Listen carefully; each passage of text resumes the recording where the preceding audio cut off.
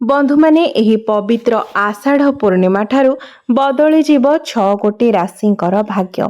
ଏମାନଙ୍କର ଭାଗ୍ୟ ଚମକିବାକୁ ଯାଉଛି। ପ୍ରଭୁ ଜଗନ୍ନାଥଙ୍କ କୃପାରୁ ଏବଂ ମା ଲକ୍ଷ୍ମୀଙ୍କ କୃପାରୁ ଏମାନଙ୍କର ସମସ୍ତ ସମସ୍ୟା ଦୂର ହେବାକୁ ଯାଉଛି। ଅଚାନକ ଭାବରେ ଧନ ପ୍ରାପ୍ତିର ଯୋଗ ଏମାନଙ୍କ ପାଇଁ ଖୋଲିଯିବ। ଦୁଃଖର ଦିନ ଏବେ ଶେଷ ହେବାକୁ ଯାଉଛି। ଏହି ପବିତ୍ର ଆଷାଢ଼ ପୂର୍ଣ୍ଣିମା ଠାରୁ ଏହି 6 କୋଟି ରାଶି ହେବାକୁ ଯାଉଛନ୍ତି ଭାଗ୍ୟଶାଳୀ। ଜ୍ୟୋତିଷ ଶାସ୍ତ୍ର ଅନୁସାରେ ଏହି 6 କୋଟି ରାଶି ଯେଉଁମାନଙ୍କର ଭାଗ୍ୟ ଖୋଲିବାକୁ ଯାଉଛି, ଯେଉଁମାନେ ଧନଶାଳୀ ହେବାକୁ ଯାଉଛନ୍ତି ଏବଂ ଏହି ଆଷାଢ଼ ପୂର୍ଣ୍ଣିମା ଠାରୁ ଗ୍ରହମାନଙ୍କର ଗୋଚର ସ୍ଥିତି କିଛି ଏପରି ଭାବରେ ବଦଳିବାକୁ ଯାଉଛି, ଯାହାର ପ୍ରଭାବରେ ଏହି ରାଶି ଗୁଡ଼ିକ ହେବାକୁ ଯାଉଛନ୍ତି ଧନବାନ। ଏହି 6 ଗୋଟି ରାଶିମାନଙ୍କୁ ମିଳିବାକୁ ଯାଉଛି ଭଗବାନ ଶ୍ରୀ ବିଷ୍ଣୁ ଏବଂ ମା ଲକ୍ଷ୍ମୀଙ୍କର ଆଶୀର୍ବାଦ। ଏମାନଙ୍କୁ ପ୍ରଭୁ ବିଷ୍ଣୁ ଏବଂ ମା ଲକ୍ଷ୍ମୀଙ୍କ ଆଶୀର୍ବାଦ କାରଣରୁ ସଠିକ୍ ସମୟରୁ ଧନ ଲାଭ ହେବ। ଆପଣଙ୍କର ସବୁ ଋଣ କରଜରୁ ଆପଣ ମୁକ୍ତ ହେବାକୁ ଯାଉଛନ୍ତି। ଆପଣଙ୍କର ସବୁ କଷ୍ଟ ଶେଷ ହେବାକୁ ଯାଉଛି। ମା ଲକ୍ଷ୍ମୀଙ୍କ କୃପାରୁ ଆପଣଙ୍କର ଅତି ଶୀଘ୍ର ବିବାହ ଯୋଗ ମଧ୍ୟ ଖୋଲିବାକୁ ଯାଉଛି। ଆପଣଙ୍କର ବ୍ୟାପାର ବାଣିଜ୍ୟରେ ମଧ୍ୟ ଉନ୍ନତିର ବାଟ ଖୋଲିଯିବ, ଯାହାଦ୍ୱାରା ଆପଣ ଆପଣଙ୍କର ବ୍ୟାପାର ବାଣିଜ୍ୟରେ ଖୁବ୍ ଲାଭପ୍ରଦ ହୋଇପାରିବେ। ମନପସନ୍ଦର ଚାକିରି ମଧ୍ୟ ଆପଣଙ୍କୁ ପ୍ରାପ୍ତି ହେବାର ଯୋଗ ଖୋଲିଯାଉଛି।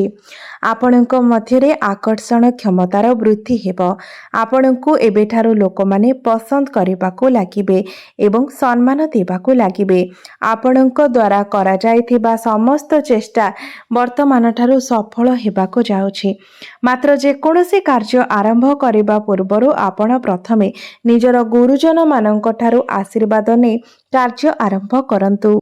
ମା ଲକ୍ଷ୍ମୀଙ୍କ କୃପାରୁ ଆପଣଙ୍କୁ ଅଜଣା ସ୍ରୋତରୁ ଧନ ଲାଭ ହେବ। ପରିବାର ତରଫରୁ ଆପଣଙ୍କୁ ଶୁଭ ଖବର ମଧ୍ୟ ପ୍ରାପ୍ତି ହେବ। ଆପଣମାନଙ୍କୁ ଦୂରଯାତ୍ରା କରିବାର ସୁଯୋଗ ମଧ୍ୟ ମିଳିବ। ଏହାଛଡ଼ା କାର୍ଯ୍ୟକ୍ଷେତ୍ରରେ ଆପଣଙ୍କର ନୂତନ ବନ୍ଧୁ ସୃଷ୍ଟି ହେବେ। କୋର୍ଟ କଚେରୀ ମାମଲାରେ ଆପଣ ଜୟଯୁକ୍ତ ହେବେ ଏବଂ ଆପଣଙ୍କୁ ଶୁଭ ଖବର ମଧ୍ୟ ପ୍ରାପ୍ତି ହେବ। ତେବେ ଆସନ୍ତୁ ଜାଣିନେବା ସେହି ରାଶିଗୁଡ଼ିକ ବିଷୟରେ ଯେଉଁମାନଙ୍କର ଭାଗ୍ୟ ଏହି ଆଷାଢ଼ ପୂର୍ଣ୍ଣିମା ଠାରୁ ବଦଳିବାକୁ ଯାଉଛି, ଯେଉଁ ବିଷୟରେ ଆମେମାନେ ଆଲୋଚନା କରୁଛେ। ତେବେ ବନ୍ଧୁମାନେ, ତା ପୂର୍ବରୁ ଭିଡ଼ିଓଟିକୁ ଲାଇକ୍ କରି ଚ୍ୟାନେଲଟିକୁ ସବସ୍କ୍ରାଇବ୍ କରିଦିଅନ୍ତୁ ଏବଂ କମେଣ୍ଟ ବକ୍ସରେ ଜୟ ଶ୍ରୀ ବିଷ୍ଣୁ, ଜୟ ମା ଲକ୍ଷ୍ମୀ ନିଶ୍ଚୟ ଲେଖନ୍ତୁ। ତ ବନ୍ଧୁମାନେ, ପ୍ରଥମ ଭାଗ୍ୟଶାଳୀ ରାଶି ହେଉଛି ବୃଷ ରାଶି। ଆପଣଙ୍କର ଆର୍ଥିକ ସ୍ଥିତିରେ ଅନେକ ଉନ୍ନତି ହାସଲ ହେବ। ଆପଣଙ୍କର ଆଗାମୀ ସମୟ ସୁଖମୟ ହେବାକୁ ଯାଉଛି। ବ୍ୟାପାର ବାଣିଜ୍ୟରେ ଧନ ଲାଭ ହେବାର ସମ୍ଭାବନା ବନୁଅଛି। ଏହି ସମୟରେ ଆପଣଙ୍କର ଯାତ୍ରା ଲାଭଦାୟକ ହେବ। ଆପଣ ଜୀବନରେ ଚାଲିଥିବା ସମସ୍ତ ପ୍ରକାର ଦୁଃଖ ଏବଂ କଷ୍ଟରୁ ମୁକ୍ତି ପାଇବାକୁ ଯାଉଛନ୍ତି। ଚାକିରି କରୁଥିବା ବ୍ୟକ୍ତିମାନଙ୍କ ପାଇଁ ଏହି ଆଷାଢ଼ ପୂର୍ଣ୍ଣିମା ପରଠାରୁ ସମୟ ଅତ୍ୟନ୍ତ ଶୁଭ ରହିବ। ବୃଷ ରାଶିର ବ୍ୟକ୍ତିବିଶେଷମାନଙ୍କର ଗୃହରେ ଖୁସିର ବର୍ଷା ହେବ। ଆପଣ ଆପଣଙ୍କର ପ୍ରେମ କ୍ଷେତ୍ରରେ ମଧ୍ୟ ସଫଳତା ପ୍ରାପ୍ତ କରିବେ। ଦ୍ୱିତୀୟ ରାଶି ହେଉଛି ମେଷ ରାଶି।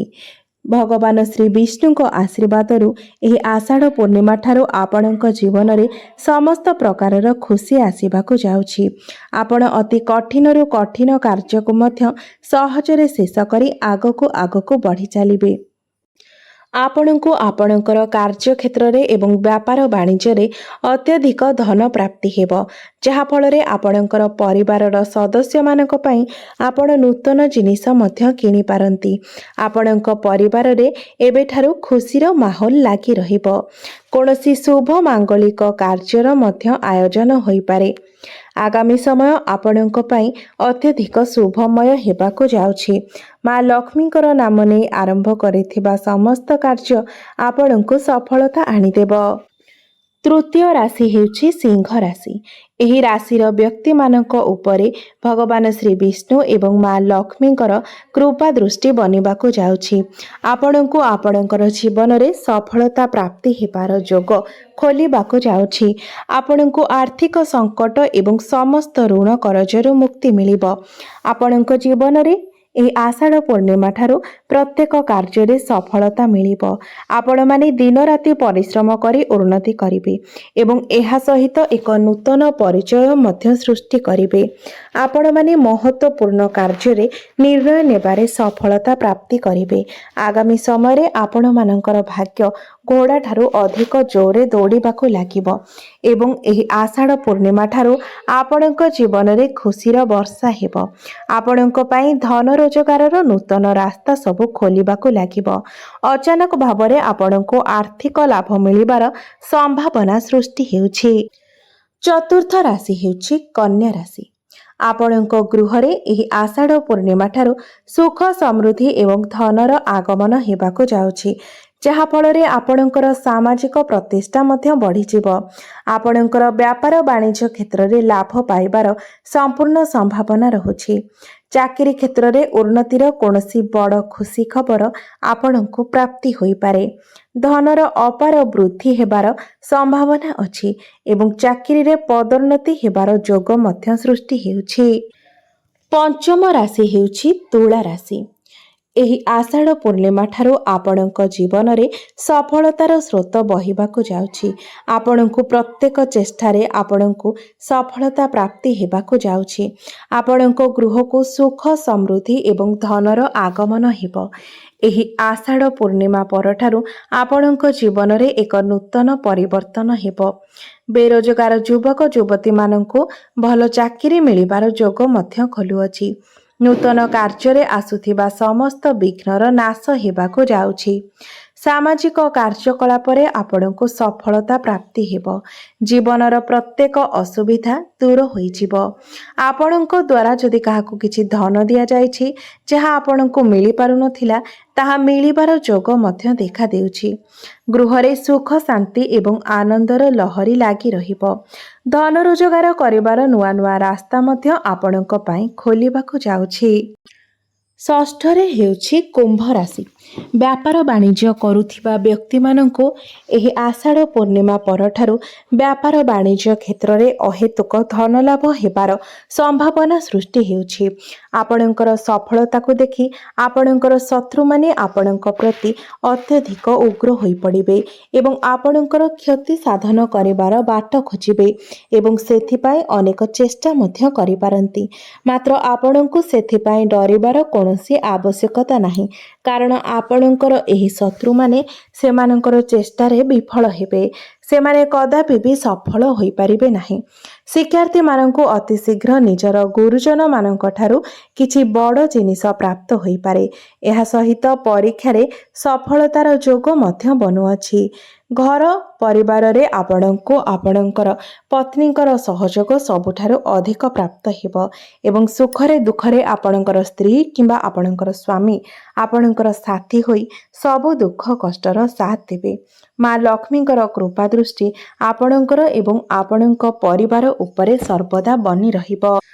ତ ବନ୍ଧୁମାନେ, ଏମାନେ ଥିଲେ ସେହି 6 ଗୋଟି ଭାଗ୍ୟଶାଳୀ ରାଶି, ଯେଉଁମାନଙ୍କର ଭାଗ୍ୟ ଏହି ପବିତ୍ର ଆଷାଢ଼ ପୂର୍ଣ୍ଣିମା ଠାରୁ ଚମକିବାକୁ ଯାଉଛି, ଯେଉଁମାନଙ୍କର ଦୁର୍ଭାଗ୍ୟ ସୌଭାଗ୍ୟରେ ପରିଣତ ହେବା ପାଇଁ ଯାଉଛି।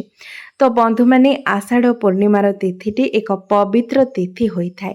ଯଦି ଏହି ଦିନ ଆପଣ ଭକ୍ତି ଏବଂ ବିଶ୍ୱାସର ସହିତ ଭଗବାନ ଶ୍ରୀ ବିଷ୍ଣୁ ଏବଂ ମା ଲକ୍ଷ୍ମୀଙ୍କର ବିଧିବିଧାନ ସହକାରେ ପୂଜାର୍ଚ୍ଚନା କରନ୍ତି, ତେବେ ଏହାଦ୍ୱାରା ଆପଣଙ୍କ ଜୀବନର ଅନେକ ଗୁଡ଼ିଏ ସମସ୍ୟାର ଅନ୍ତ ହୋଇଥାଏ। ଆପଣଙ୍କୁ ଭଗବାନ ଶ୍ରୀ ବିଷ୍ଣୁ ଏବଂ ମା ଲକ୍ଷ୍ମୀଙ୍କର ଆଶୀର୍ବାଦ ପ୍ରାପ୍ତ ହୋଇଥାଏ, ଯାହାଫଳରେ ଆପଣଙ୍କ ଜୀବନରେ ଚାଲିଥିବା ଅନେକ ଗୁଡ଼ିଏ ସମସ୍ୟା ଆପଣଙ୍କ ଜୀବନରୁ ଦୂର ହୋଇଯାଇଥାଏ। ଏହା ବ୍ୟତୀତ ଏହି ଦିନ ଆପଣମାନେ ଚେଷ୍ଟା କରନ୍ତୁ ବ୍ରହ୍ମ ମୁହୂର୍ତ୍ତରୁ ଉଠିବା ପାଇଁ। ବ୍ରହ୍ମ ମୁହୂର୍ତ୍ତରୁ ଉଠି ସ୍ନାନ କାର୍ଯ୍ୟ ସମାପନ କରି ସକାଳୁ ଆପଣ ନିଜର ପୂଜା ଘରେ ଆପଣଙ୍କର ଯେଉଁ ବି ଠାକୁରମାନଙ୍କୁ ରଖିଛନ୍ତି ପୂଜାର୍ଚ୍ଚନା କରନ୍ତୁ। ସୂର୍ଯ୍ୟଙ୍କୁ ଜଳାର୍ଘ୍ୟ ଅର୍ପଣ କରନ୍ତୁ। ଆପଣ ଯେଉଁ ଜଳରେ ସ୍ନାନ କରୁଛନ୍ତି ସେହି ଜଳରେ କିଛି ଗଙ୍ଗା ଜଳ ମିଶାଇ ସ୍ନାନ କରନ୍ତୁ, କାରଣ ଏହି ଦିନ ପବିତ୍ର ନଦୀରେ ସ୍ନାନ କରିବା ଅତ୍ୟନ୍ତ ଶୁଭ ବୋଲି ମାନାଯାଇଥାଏ। ଯଦି ଆପଣ କୌଣସି ବି ପବିତ୍ର ନଦୀରେ ସ୍ନାନ କରିବା ପାଇଁ ସମର୍ଥ ହୋଇପାରୁନାହାନ୍ତି ତେବେ ଆପଣ ନିଜର ସ୍ନାନ ଜଳରେ କିଛି ଗଙ୍ଗା ଜଳ ମିଶାଇ ସ୍ନାନ କରନ୍ତୁ। ଏହାଦ୍ୱାରା ମଧ୍ୟ ଆପଣଙ୍କୁ ପବିତ୍ର ନଦୀରେ ସ୍ନାନ କରିବାର ପୁଣ୍ୟ ଫଳ ପ୍ରାପ୍ତି ହୋଇଥାଏ। ଏହି ଦିନ ଆପଣ ନିଜର ସକ୍ଷମ ଅନୁସାରେ ଦାନ ପୁଣ୍ୟ କରିବା ପାଇଁ ମଧ୍ୟ ଚେଷ୍ଟା କରନ୍ତୁ, କାରଣ ପୂର୍ଣ୍ଣିମାର ତିଥି ଏକ ପବିତ୍ର ତିଥି ହୋଇଥାଏ। ଏହି ଦିନ କରାଯାଇଥିବା ପୂଜା ପାଠ ଏବଂ ଉପାୟ ଦାନ ଧର୍ମ କେବେ ବି ବିଫଳ ହୋଇନଥାଏ। ଆପଣଙ୍କୁ ଏହାର ଫଳ ନିଶ୍ଚିତ ରୂପରେ ପ୍ରାପ୍ତି ହୋଇଥାଏ, ଯାହାଫଳରେ ଆପଣଙ୍କ ଜୀବନରେ ସୁଖ ସମୃଦ୍ଧି ଏବଂ ଧନ ଧାନ୍ୟ ବୃଦ୍ଧି କରିବାରେ ଏସବୁ ସହାୟକ ହୋଇଥାନ୍ତି। ତ ବନ୍ଧୁମାନେ, ମୋର ଏହି ଭିଡ଼ିଓଟି ଯଦି ଆପଣଙ୍କୁ ଭଲ ଲାଗିଥାଏ ତେବେ ଭିଡ଼ିଓଟିକୁ ଲାଇକ୍ କରି ଚ୍ୟାନେଲଟିକୁ ସବସ୍କ୍ରାଇବ୍ କରିଦେବେ ଏବଂ କମେଣ୍ଟ ବକ୍ସରେ ଜୟ ଶ୍ରୀ ବିଷ୍ଣୁ ଜୟ ମା ଲକ୍ଷ୍ମୀ ନିଶ୍ଚୟ ଲେଖିବେ।